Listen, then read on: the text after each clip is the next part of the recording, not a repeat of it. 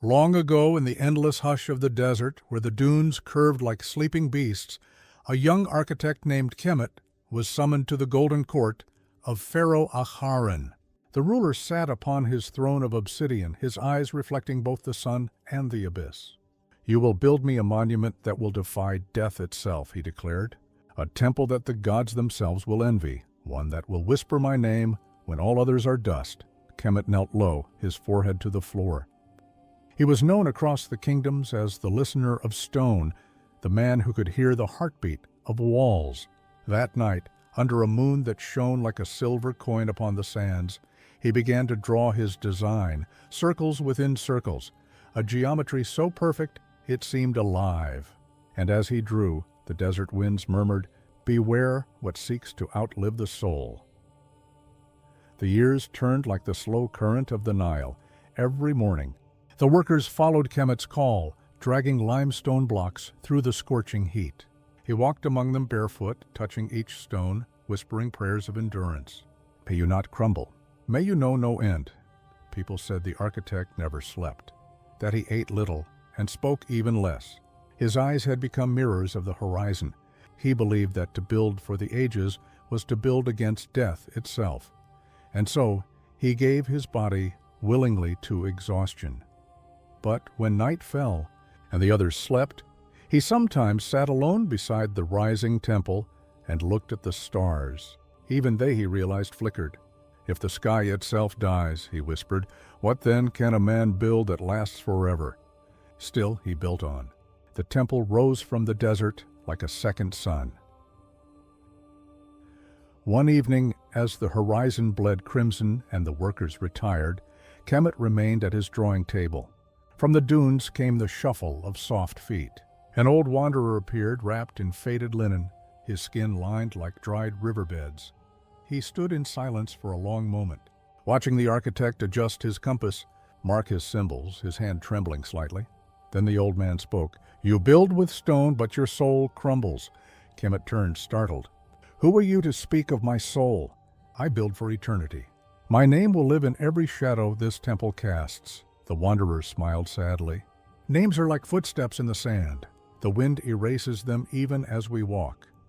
He lifted a small feather from his robe, a symbol of Ma'at, goddess of truth, and placed it on the table. "Remember it," he said. "Weight is not the measure of worth." When Kemmet looked up again, the old man was gone. Only the feather remained, shimmering softly in the starlight. The decades passed. The temple neared completion, a vast stairway of light and shadow that reached toward the heavens. But time had begun to whisper back. Kemmet's once steady hands trembled. His hair had turned white like the salt of the desert wind. And deep beneath the base, unseen by human eyes, the foundation began to crack.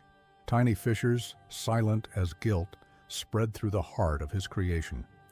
When his apprentices warned him, Kemmet silenced them. "It is the breath of the gods," he said. "They test me." He worked harder, carving deeper hieroglyphs, building higher pillars, each one more desperate than the last. But the more he built, the more fragile it became, and the more he denied his fear, the heavier it grew in his chest. The desert watched in silence, patient as eternity. It was dawn when the first sound came, a groan from deep within the stone, like the sigh of a dying god. Then the earth trembled. The air filled with dust and the cries of men. The grand stairway of Kemmet, the dream of perfection, split apart. When the haze cleared, Kemmet stood alone, amid ruin. The temple that had swallowed his life now lay in pieces, glittering faintly beneath the newborn sun. He sank to his knees, his hands bleeding as he touched the fractured stone. From the rubble, the feather of Ma'at drifted once more, carried gently by the wind. He caught it and whispered, "So even eternity breathes and breaks." For the first time, he wept, not for the temple, but for the years he had given to chasing the illusion that stone could outlast the soul. He finally understood, to live forever is not to endure, but to give meaning to what must pass. Centuries passed. The temple was swallowed by the sands and later unearthed by those who came with cameras and notebooks. searching for the story of a man they could no longer truly know. They spoke his name, Kemmet, the eternal builder. But what they saw was ruin. Yet, through the cracks, light still filtered. A single carving survived on one of the fallen stones, a feather perfectly etched, untouched by time, and the desert whispered still, "Nothing eternal begins as stone. It begins as love." In our own age, we build differently, not with chisels, but with pixels, screens, and followers. We chase permanence in images, in fame, in echoes of ourselves.